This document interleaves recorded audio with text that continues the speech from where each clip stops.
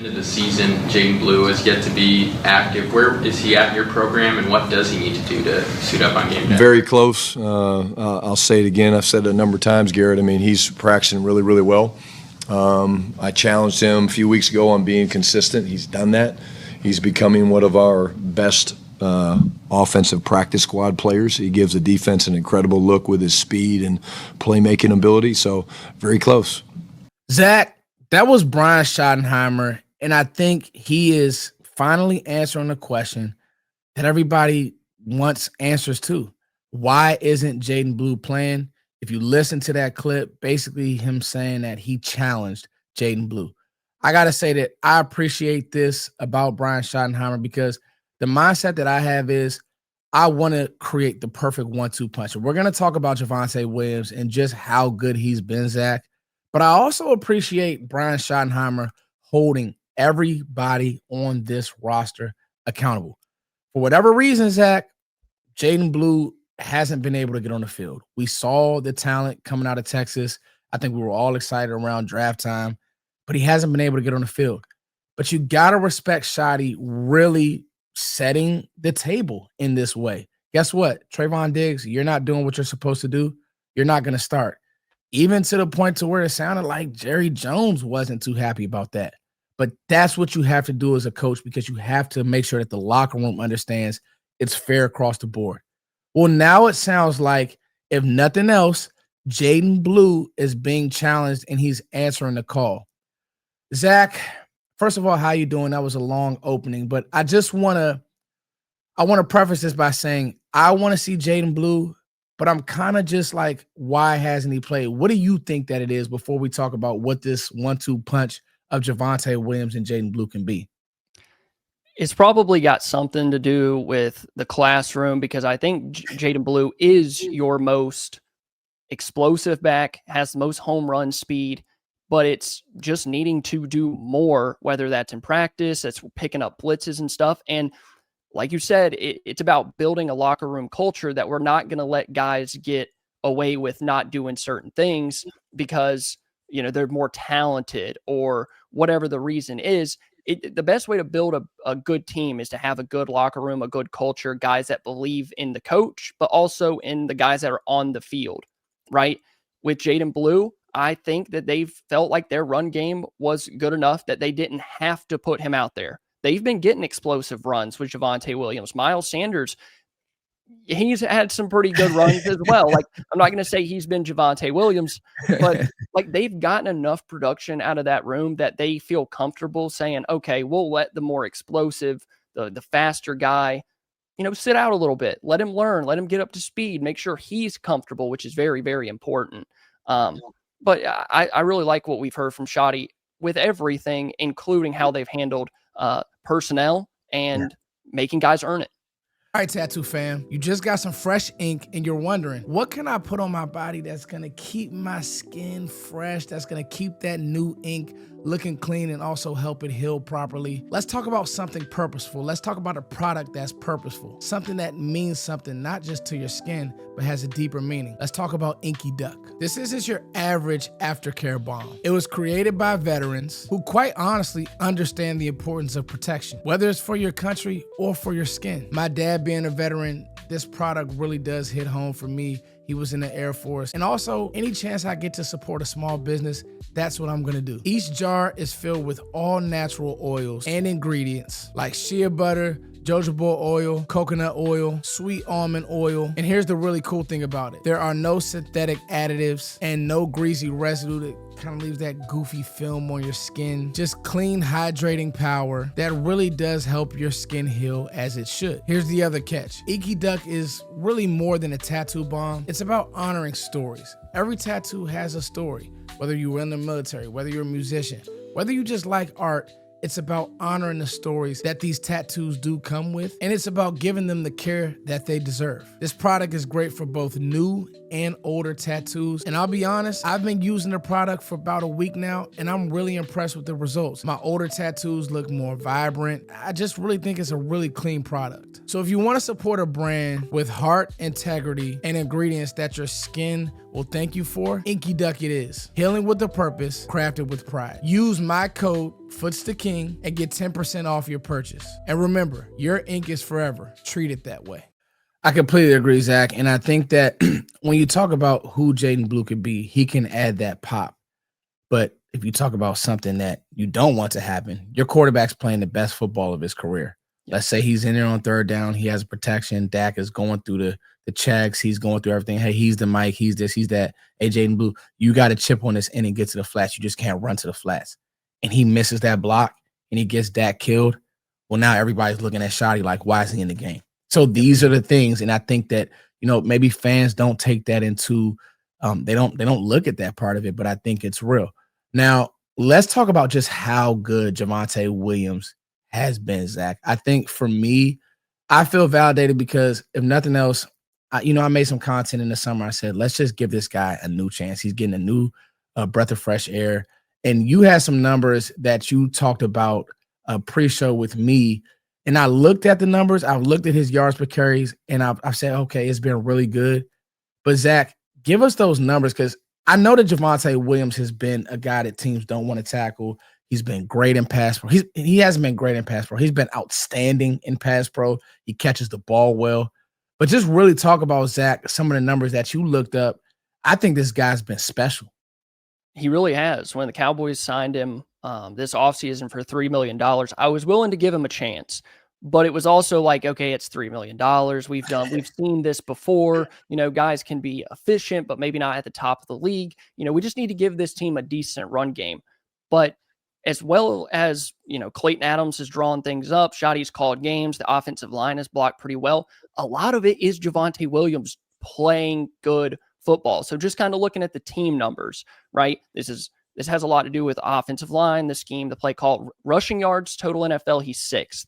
Rushing touchdowns, he's tied 2nd in the league. Yards per carry, he's at 13th in the league. Success percentage, which is at 52.4%, which that ranks 7th in the NFL. And then total rush EPA is 10th.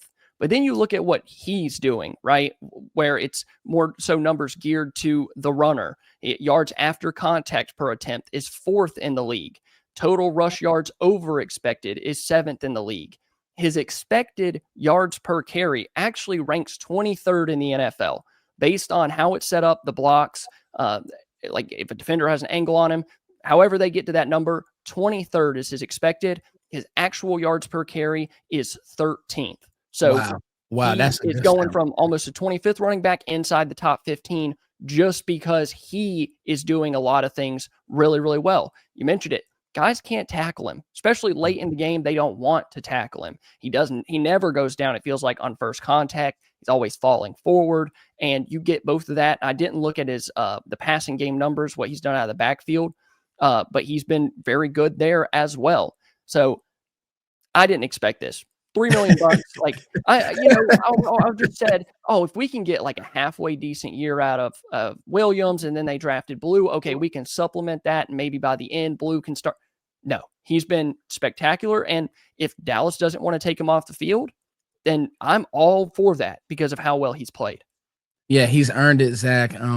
Great stuff right there, man. That's why I love getting you on the channel because it's that level of research that really I think Cowboys fans can, run to the barbershop and talk about these things when people start saying, Javvante Williams. No, he's been good. And a lot of it is scheme, but some of it is him, especially when you talk about the tackles broken and the yards after contact. I mean, he really is a hammer. He's on pace for 1,300 yards, Zach. He's had, I want to say 5+ 10-yard runs, maybe even more than that. Check me on that, Zach. He's just doing some nice things. And now I want to talk about this from an offensive perspective. Okay, so the offense is already humming. Now let's talk about sustainability, and let's talk about finding a true 1-2 punch, Zach.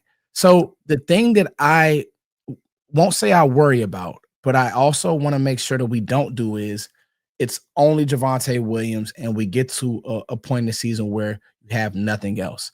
I look at what Detroit's been able to do. I look at some of the other teams in the league where we know we said it all off season, Zach. This receiver duo can be top 3. They're showing and proving that with you not having CeeDee Lamb, you're still able to put up 40 points with George Pickens being a big part of that versus a top 5 defense. I think that's consensus. Everybody before the Green Bay Packers game called this a Super Bowl defense. With Micah Parsons, he was the missing piece. Well, all you did was go out there and put up 40 points. But there were times in that game that I'm just like, man, if you had another runner who could come in and just be the lightning to Javvante's thunder, I think that things will be easier. And now you talk about the sustainability. I do not want to have to put it all on Dak Prescott. We know he's playing at MVP level, but why not make it easier on Dak?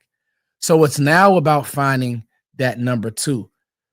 Jaydon Blue, I really would like to see him get going or even get an opportunity versus this Jets defense. And I did a little bit of research of my own. And the Jets defense, we talked about this on fan side, and we'll talk about it a little bit here.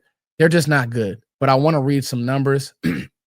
Versus the Pittsburgh Steelers, they gave up 182 yards. Versus Miami, they gave up 197 yards. And that's a Miami team that doesn't really have a great O-line. They do have some good run schemes. But I mean, let's just be honest, that Miami team was reeling, and they were able to find their way in the run game. They gave up 5 10-yard runs versus the Dolphins. They gave up 6 10-yard runs versus the Steelers. So, this would be the game to find some holes, find some creases for Jaydon Blue, and just throw him a bone. Because with Miles Sanders, Shotty kind of made it seem like he's going to try to work his way through the ankle injury that he had. But if you don't have to play him, maybe you give Jaydon Blue an opportunity, throw him a bone, and just let him get his sea legs. What do you think about that, Zach? I think Miles Sanders has had, relative to the numbers, I think he's had a decent year, right? But it feels like they put Sanders in to give Williams a rest more so than it actually adding a dynamic piece to the offense. They do it to give Javvante a break. But if you add Jaydon Blue, you can actually use that piece on offense. You get that change of pace guy. They're used to seeing Javvante, you give him 5 or 6, 7 runs. They're used to that big guy that they got to tackle a little bit slower. He's not slow, but a little slower. And then you throw in that next back that just can break ankles and burst and cover a bunch of ground really, really quick. Kind of like we saw with DeMarco Murray and Joseph Randle. Yeah. Joseph Randle was that smaller change of pace guy, and he averaged 5.5 yards per carry, 6 yards per carry in 2014. That's what you get with Jaydon Blue. Miles Sanders, you just don't get that. Once upon a time, he was a really, really good running back in Philadelphia. He's just not that guy anymore. They really need to get Blue up to speed. Yeah. And get him out there on the field. I like what you said about the injury with Sanders. Don't play him if you don't have to. Don't risk a re-injury because you feel like you got to get him out there on the field, when I don't think that's the case. Having a guy that's super explosive, and off the bat, don't give him a ton of carries. He doesn't need that many carries, but just getting him in the flow of the game, getting him out there on the field could go a long way to what he could possibly be at the end of this year. Yeah, like I said, sustainability. I think that if the Cowboys can get in the tournament, this could be a 1-2 punch that could carry you to win a game in the tournament, right? To win a game in the playoffs, because now it's not going to be all on Dak. It's not going to be all on the passing game. You're getting those 2 high looks anyway. So go ahead and design these runs, to be able to pierce the middle of that defense. I mean, just being honest, whenever you play the Cowboys moving forward, you're going to get shells that suggest we got to stop Pickens, we got to stop CD. And really, that may not be enough to stop those 2. But now I love your point about making a 1-2 punch a weapon. And if it's not going to be Blue, maybe you give Blue an opportunity to say, you know what, it just doesn't feel right. Maybe it's Maffa, but another runner with juice to where now Williams doesn't wear down. Because I tell you one thing about Detroit, they feel the best when David Montgomery is leading the way and Gibbs can come in and hit home runs. Now, Gibbs can be the lead back, and I think in the summer it was like, hey, man, we want Jaydon Blue to kind of take over, right, Zach, and be the one. But it's clear, first of all, I think the Cowboys are going to re-sign Javvante Williams. He's shown he's healthy. If he can make it through the season, he's shown it. The guys in the locker room just love him. You can just tell that. So if Javvante is your lead your lead, that doesn't mean he's going to be the end all be all. Find another runner. I'm hoping that Jaydon Blue can be that. So, Zach, any closing thoughts before we get out of here? It would probably it follows the trend of the league, right? Yeah. We've seen all of these teams go with 2 running backfields. You have that one guy that's your bowling ball, then you have the guy that's electric, right? Guys, this video is brought to you guys by Sleeper. Sleeper has some amazing picks. Get ready for that Thursday night game, San Francisco versus the Rams. I mean, that's going to be a smoker if I don't know one. I'd be playing all of Puka Nakua, overs, whatever the case. And the thing about Sleeper is it's an interactive app. You can parlay things. You can parlay games that are coming up. All the things you can do on that app, it really is fantasy-centered, fantasy-focused, and you get a chance to make some money. Sleeper, thank you for. I think that's what, like you're talking about, that's the way that Cowboys should go. We saw the Jets have tried to do it. The Lions do it to perfection. Like they've kind of been the blueprint for a backfield like that. And how hard it was to stop them when Jahmyr Gibbs would get going. And if Dak is playing the way that he is, like it just adds a completely different dynamic to an offense that's already really, really good. Yeah, I completely agree. And you hit it on the head with Clayton Adams and with Shotty dialing up, and they want to be a physical and team. They want to run the ball in certain ways. I think that this will just be another way. And my last point, I think it helps your defense. If you can sit on the ball, you can have those long sustaining drives, and you could punch those runs in. I think that helps your defense because the less time this defense is on the field, I think we all feel better. So thank you, Zach, for joining me for this quick topic. Just want to talk about creating a real 1-2 punch, and Shotty said it. He feels like Jaydon Blue's close. We'll have to see, but I think that this is the defense that you can get him on track. As always, guys, thank you all for liking, sharing, subscribing. Make sure that you guys hit the like button. Get this video in the algorithm. More work coming from me and Zach as always. And remember, we'll always be with you guys at the end of games. We love you all.